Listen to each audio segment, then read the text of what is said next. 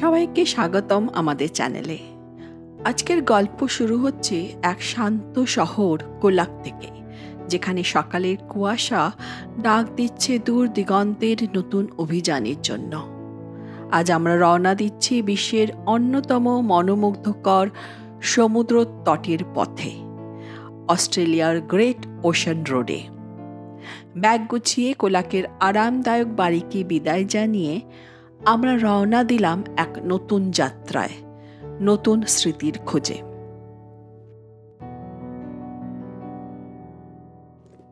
আমাদের প্রথম গন্তব্য ছিল apostles way cheese farm.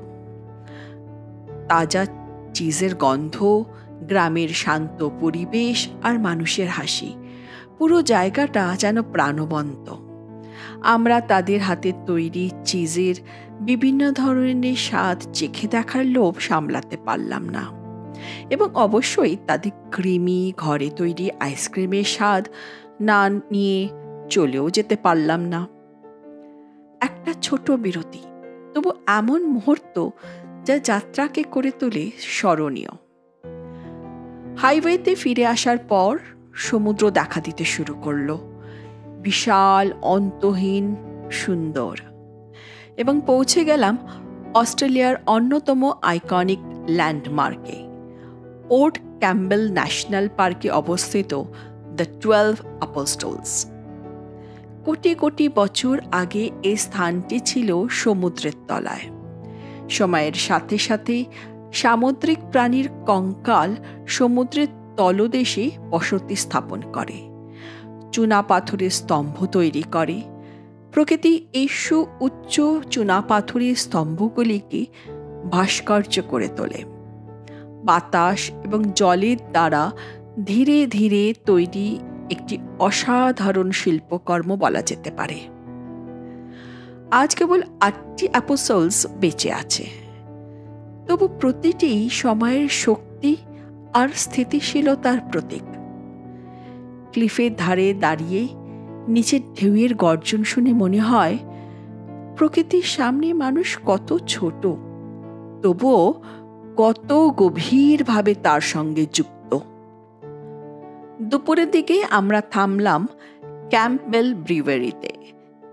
Craft বিয়ারের জন্য এই ক্যাফেটি সুপরিচিত। ভালো খাবার, ক্রাফট বিয়ার এবং ভ্রমণকারীদের সাথে গল্প ভাগাভাগি করার আনন্দ। উপকূল ধরে এগিয়ে যাওয়ার আগে এটি ছিল নিখুঁত বিরতি। এরপরের গন্তব্য লন্ডন ব্রিজ। একসময় চুনা পাথরের দুটি খিলান বিশিষ্ট এক বিস্ময়কর সৃষ্টি। এর একটি অংশ বহু বছর আগে সমুদ্রে ধসে পড়েছিল, যা আমাদের আবারও মনে করিয়ে দেয় যে প্রকৃতির সব কিছুই একই থাকে না সব সময়। এখন যা অবশিষ্ট আছে তা এখনো অসাধারণ, সমুদ্রের চিরন্তন ধৈর্য দ্বারা খোদাই করা একটি ভাস্কর্য। সূর্য অস্ত গেছে, আমরা পৌঁছলাম রাতের আশ্রয়ে, ওশেন রিচ রিট্রিট। এটি একটি নির্জন কটেজ বনের কোলে, চারপাশে কেবল নীরবতা আর প্রকৃতির সুর। আমাদের বলা হয়েছিল যাতে রাতে যেন বনপথে না হাঁটি, আর সত্যি বলতে কি আমরা তা মেনেই নিলাম। পরের দিন সকালে বন আমাদের ঘুম ভাঙিয়ে দিল পাখির কলকাকলিতে আর তাজা বাতাসের গন্ধে।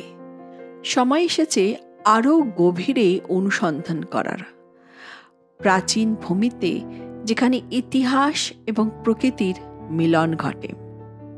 আমাদের পরের গন্তব্য ছিল ভুজ বিম ন্যাশনাল পার্ক। এটি একটি ইউনেস্কো ওয়ার্ল্ড হেরিটেজ সাইট। এই স্থানটি শুধু প্রাকৃতিক সৌন্দর্যের জন্য নয়, গুন্ডেচমারা জনগোষ্ঠীর জন্য একটি পবিত্র স্থানও বটে। আমরা প্রাচীন লাভা চ্যানেলের মধ্যে দিয়ে হেঁটেছিলাম, একটি প্রাচীন খাদের ধারে, নিচের লেকের ধারে এবং হাজার হাজার বছরের আদিবাসী ঐতিহ্য বহনকারী ভূমির ওপর দিয়ে হেঁটেছিলাম, যেখানে প্রতিটি পাথর যেন হাজার বছরের গল্প বলে। এখানে এসে মনে হয় যেন পৃথিবীর স্মৃতি আর মানবতার ইতিহাস দুটো এক হয়ে গেছে। এরপর আমরা গেলাম হারমানস কেভ, যেটি বায়োডুক গুহা ব্যবস্থার অংশ। প্রায় ৮,০০০ বছর আগে মাউন্ট ন্যাপিয়ার থেকে প্রবাহিত লাভা তৈরি করেছিল এই গুহাগুলো। নির্জন, রহস্যময় আর অদ্ভুতভাবে শান্ত। এরপর আমাদের যাত্রা আমাদের পোর্টল্যান্ড নিয়ে গেল। এটি একটি প্রাণবন্ত উপকূলীয় শহর। শহরটি ঐতিহ্যে পরিপূর্ণ এবং ঐতিহাসিক কেবল ট্রামটি ছিল একটি সত্যিকারের আনন্দের বিষয়। পোর্টল্যান্ড একটি সুন্দর সমুদ্র তীরের শহর, যেখানে অতীত আর বর্তমান মিশে গেছে একসাথে।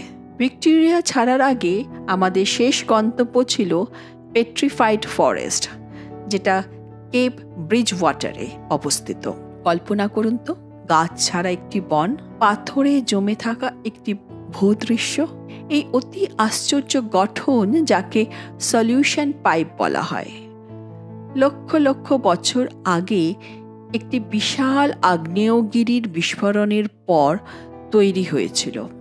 বৃষ্টির জল এবং খনিজ পদার্থ এই ফাঁপা চুনাপাথরের পাইপগুলিকে ভাস্কর্য করে তুলেছে। কিছু কিছু পাইপ তো ২০ মিটার পর্যন্ত উঁচু।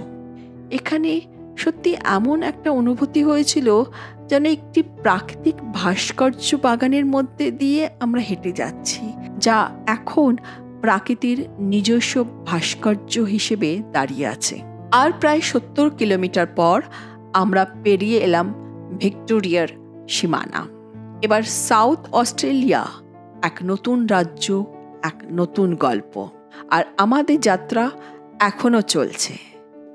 তাই পরের ভিডিওতে আমরা নিয়ে যাব আপনাদের আরও গভীরে, ব্লু লেক, রহস্যময় সিঙ্ক হোলস আর আরও অনেক বিস্ময়ের পথে।